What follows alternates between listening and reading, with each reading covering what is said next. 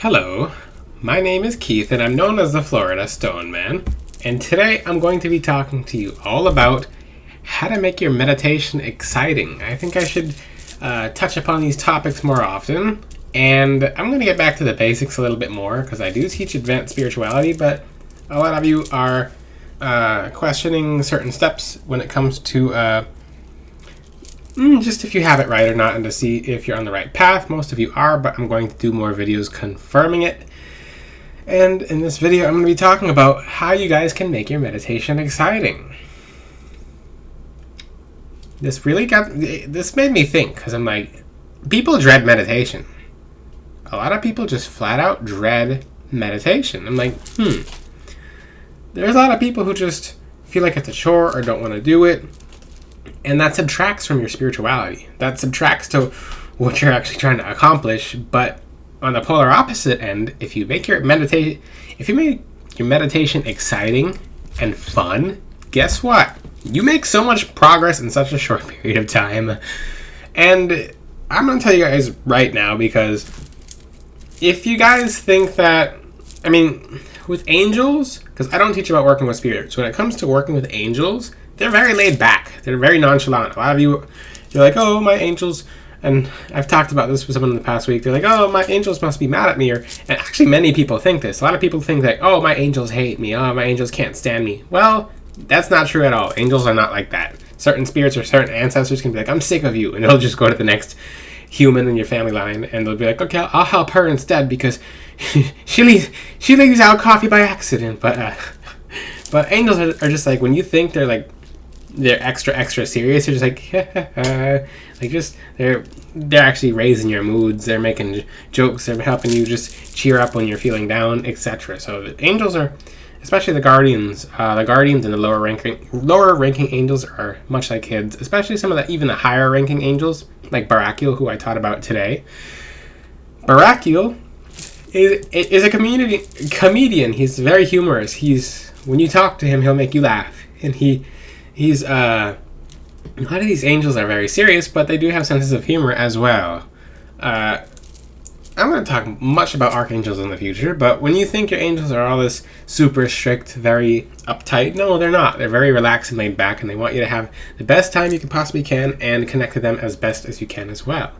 So what does it mean to connect to your angel and have an exciting meditation, for example?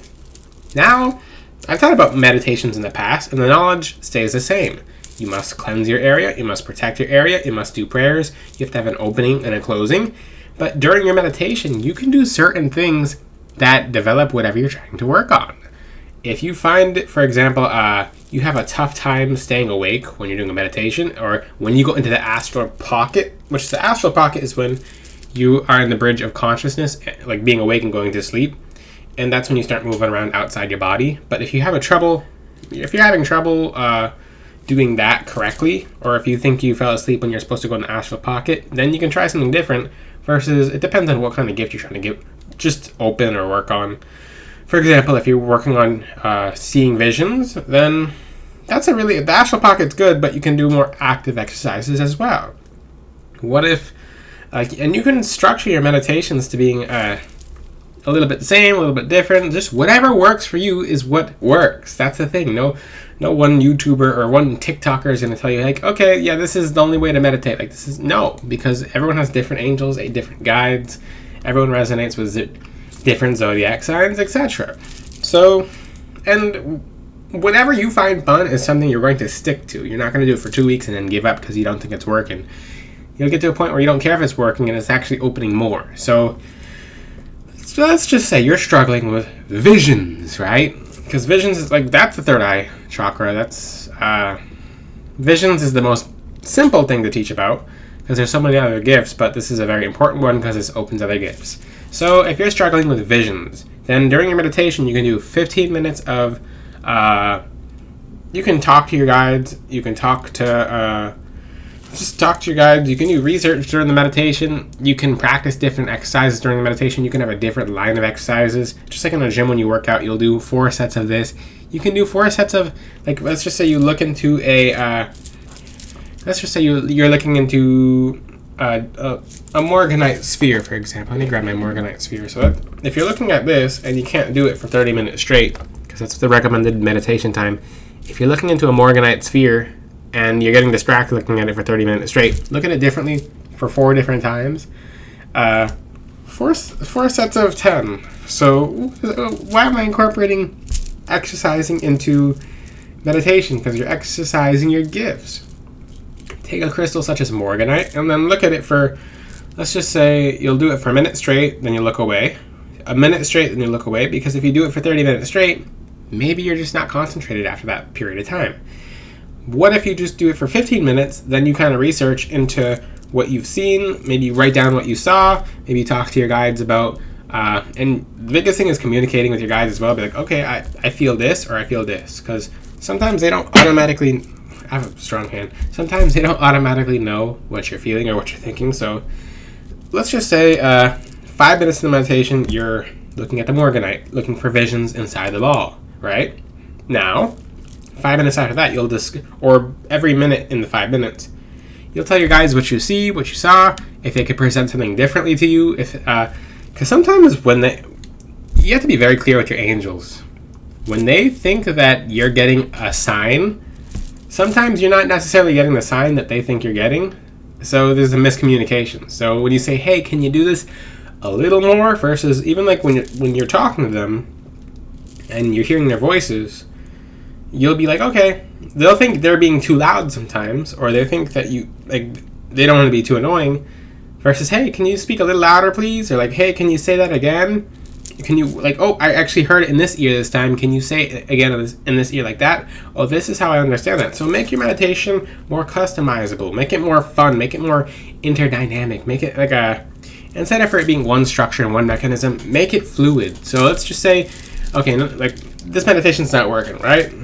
Well, consistently do it, but switch up to what you do. So if you notice a week later, if you do this, and keep in mind, meditation and opening gifts takes time, but if you want to mix it up and do things a little bit differently to kind of surprise yourself and to make things fun, then do it. And then you'll find something that works and you'll stick with it because you know it works. And that's actually the really cool part of meditation. So, I mean, this is really awesome. It's customizing your meditation. It's making things fun. Makes things interesting. That's visions. So let's talk about clairaudient meditation. So let's just say for 7 minutes you'll ring a bell, and then another 7 minutes you'll listen to a frequency, and then you'll pick apart the frequency. Maybe 7 minutes you listen to static, and then 7 minutes after that you pause the static. Maybe for 7 minutes you'll cover your ears and listen to the silence of the world. And then you just play with different things. Make your meditations more fun and interchangeable and customizable, and you'll notice you're able to do a whole bunch of stuff because you're doing stuff that other people really haven't done. Now, let me think. What else is another? This is really cool. You can play games with your angels. This actually connects them to you more because, and like I said, this is supposed to be fun. This is supposed to be amazing and beautiful and happy. If you're miserable during your meditations, nothing's really going to develop like that. Or if it does, it'll take a long time. But your guides don't want you being miserable during meditation. So come up with about a few different games. Like, this is a good idea. Get Uno cards and just be like, hey, okay. And then this will actually blast open your gifts. This specific exercise that I'll teach right now, it'll make you so psychic. People will they'll just view you as a psychic. They'll be like, oh, how mystical. And it's like, no, I just kind of knew it. But with spiritual gifts, they're not used for bragging. Just have fun with your gifts. They're literally called gifts. On Christmas, when you open your gifts, you're like, yay! Versus, haha, I got a PS2 and I got a PS3 and you got a PS2. No. I don't even know PS2 or PS3, whatever's out right now. That's pretty outdated. Those are actually outdated. Ooh, I got an Xbox. I got a Z-Box. Whatever. But when it comes to spiritual gifts, just have fun with them. Get fluid. Play games. So try this exercise, guys. Get Uno cards. Show your guides the card and be like, okay. And your angels will gather around you, and they'll all just be trying to give you the answer, and they're all trying to pass the message to you and be like, okay, what card is this? What card is this? Try to look through the card. You'll see the back of the card sometimes. You'll actually see the color of the card. and you might get the card right, and then sometimes you won't get it right. But you'll actually get it right the more you try. Don't get frustrated because it's just a game, remember? You still win the game in the end because you participated in this game. You win for participation points. So after a while of plucking the cards and showing your guides, you're going to be out in public and you'll just be like, oh, yeah. And that's why you drive a red Ferrari. And it's like, how do you know I have that? And then, I mean, people actually get really freaked out when you know things by accident. This specific training of this gift will, it'll open things, like, it'll have you being psychic without even trying, and you'll freak people out, and they won't always tell you. So the next time they see you, they're just like, this stuff is real. It's like, yeah. It's kind of funny, but, just, like I said, it should be a game. You should be having fun.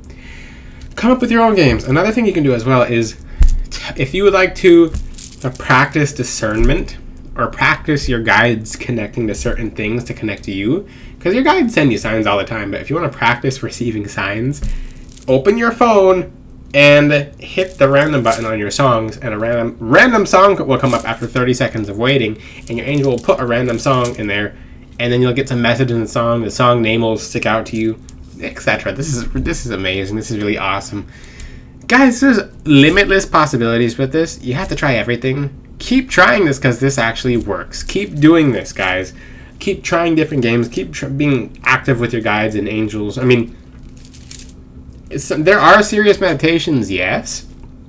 It depends. It depends if, like, hey, okay, this meditation, maybe you can structure it. Maybe, okay, you'll have more of a serious meditation on Thursday. Oh, or a Saturday, the day of Saturn. You'll sit down and be like, okay, let's talk about what I need to reevaluate. And then you'll have... I highly don't suggest oracle cards or tarot cards or anything like that, because that doesn't seem to help people. Like, it's still, they think they're reading situations when you're reading your own energy, and your energy's all over the place, and then you think your guides are mad at you, and when you pull a upside down what's it called, tarot card, and you're like, oh my god, they're angry at me. No, they were trying to, like, you're just reading your own energy, and they're just kind of like, well, that's your own energy. Well, when you guys start hearing angels, it makes it a lot easier for you to just have fun. So a lot of you can't hear your guides 100%, but just know your angels are actually very, very, very easy back. Laid back, easy going. I'm making up words here. They're easy back, guys. They're laid back, they're easy going. They want you to enjoy your meditation. When you guys don't think you're making progress, you're making a lot of progress, but keep in mind, your gifts should not be opening all at once. A gift that opens all at once will close all at once too. Why is that? It's because it's a door that swung open versus a door that you kind of pulled open over time. And the gifts that open too fast out of nowhere, it's haywire. I mean, your ears are ringing, you're getting headaches, you're not feeling good, it's just like, ooh, gifts are evil. And this is what happens to some people. Some people will have this, all their gifts will open at once because they watch like a third eye opening video. And usually people will try to astral travel when they haven't even talked to their guides. And their guides are like, your angels will literally like push against your chest and push you in your body. And when you're trying to come out and you're trying to push against your angels, you're getting all these scary feedbacks because they didn't let you out of your body. Because if you came outside of your body, you would get really hurt. So that's why they're doing that. So, like I said, guys, because there's a billion different meditations. Let's just say you want to meditate on a specific angel. So let's just say, and I highly suggest you stick to meditating on your guardian angel. You can also meditate on different angels as well. So Raphael, Michael, you can meditate on Uriel. Depends on your goal, depends on who you want to connect to. Maybe you want to create a connection to all your angels. So just have fun with it. Be like, hello, Raphael, how are you? Because no one ever asks how angels are doing. And they'll be like, oh, I'm doing wonderful. Or I'm doing amazing. Spiffy, spectacular, wonderful, awesome. So just create connections and establish bonds with your angels because, like I said, we should be more laid back, easy back during meditations and just realize that it's a beautiful thing and our gifts will expand regardless, but have fun during the process. Make it exciting. Do things that you like. That's like, this is really cool. I'm going to talk about this real quick. I talked about this a little bit earlier, but I got really happy.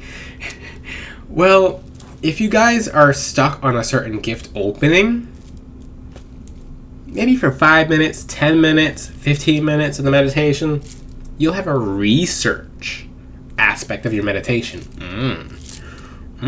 What is that? A research aspect of your meditation is basically you invite your angels in with you. So when you sit down and you start researching stuff, they will point things out to you very obviously. Sometimes your angels can take a hold of your computer or your phone and make a browser pop up by accident, depending on, and make sure you're asking God for your angels to help you, because they only can do this stuff if you ask God for help.